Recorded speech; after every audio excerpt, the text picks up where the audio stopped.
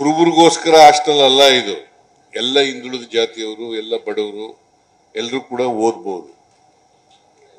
ಆಮೇಲೆ ಎಲ್ಲ ಹಿಂದುಳಿದವರಿಗೆ, ಎಲ್ಲ ಬಡವರಿಗೆ, ಎಲ್ಲ ದಲಿತರಿಗೆ, ಎಲ್ಲ ಅಲ್ಪಸಂಖ್ಯಾತರಿಗೆ, ಎಲ್ಲ ಜಾತಿನಲ್ಲಿರ್ತಕ್ಕಂಥ ಬಡವರು, ಹಿಂದುಳಿದವರು ಇರ್ಬೋದು ಅಥವಾ ಹಿಂದೂ ಧರ್ಮದವರು ಇರ್ಬೋದು, ಮುಸ್ಲಿಂ ಧರ್ಮದವರು ಇರ್ಬೋದು, ಕ್ರಿಶ್ಚಿಯನ್ ಧರ್ಮದವರು ಇರ್ಬೋದು, ಬೌದ್ಧ ಧರ್ಮದವರು ಇರ್ಬೋದು, ಯಾವುದೇ ಧರ್ಮದ ಜನರು ಕೂಡ ಈಗ ನಾವು ಗ್ಯಾರಂಟಿ ಯೋಜನೆಗಳನ್ನು ಕೊಡ್ತೀವಲ್ಲ, ಅದು ಇಂಥ ಜಾತಿ ಅಂತ ಕೊಡ್ತೀವ, ಇಂಥ ಧರ್ಮದವರು ಅಂತ ಕೊಡ್ತೀವ, ಎಲ್ಲ ಜಾತಿ ಧರ್ಮದವ್ರಿಗೂ ಕೂಡ ಕೊಡ್ತಾ ಇದ್ದೀವಿ.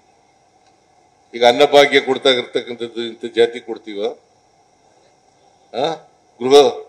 ಗೃಹಲಕ್ಷ್ಮಿ ಯೋಜನೆ ಮಾಡ್ತಕ್ಕಂಥದ್ದು ಇಂಥ ಜಾತಿ ಕೊಡ್ತಾ ಇದ್ದೀವ, ಗೃಹ ಜ್ಯೋತಿ ಇಂಥ ಜಾತಿ ಕೊಡ್ತಾ ಇದ್ದೀವ,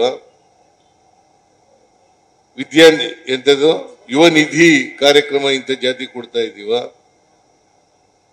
ಎಲ್ಲ ಎಲ್ಲ ಜಾತಿಲಿರ್ತಕ್ಕಂಥ ಶಕ್ತಿ ಯೋಜನೆ, ಎಲ್ಲ ಹೆಣ್ಮಕ್ಳು,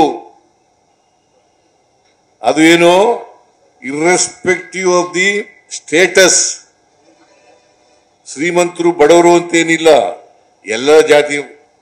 ನರೇಂದ್ರ ಸ್ವಾಮಿ ಹೆಂಡ್ತಿನೂ ಹೋಗ್ಬೋದು, ಚೆಲುವರಾಯ ಸ್ವಾಮಿ ಹೆಂಡ್ತಿನೂ ಹೋಗ್ಬೋದು, ನನ್ನ ಹೆಂಡ್ತಿನೂ ಹೋಗ್ಬೋದು.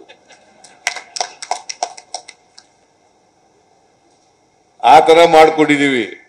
ಮತ್ತೆ ನಿಮ್ಮೆಲ್ಲರ ಹೆಣ್ಮಕ್ಳು ಕೂಡ ಹೋಗ್ಬೋದು. ಸೊ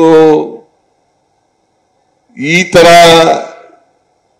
ಆರ್ಥಿಕವಾಗಿ, ಸಾಮಾಜಿಕವಾಗಿ ಬಡವರಿಗೆ, ಹೆಣ್ಮಕ್ಳಿಗೆ, ರೈತರಿಗೆ ಶಕ್ತಿ ತುಂಬತಕ್ಕಂಥ ಸರ್ಕಾರ ನಮ್ಮ ಸರ್ಕಾರ ಅಂತಕ್ಕಂಥ ಮಾತುಗಳನ್ನ ಹೇಳಲಿಕ್ಕೆ ಬಯಸ್ತಾ ಇದ್ದೀನಿ.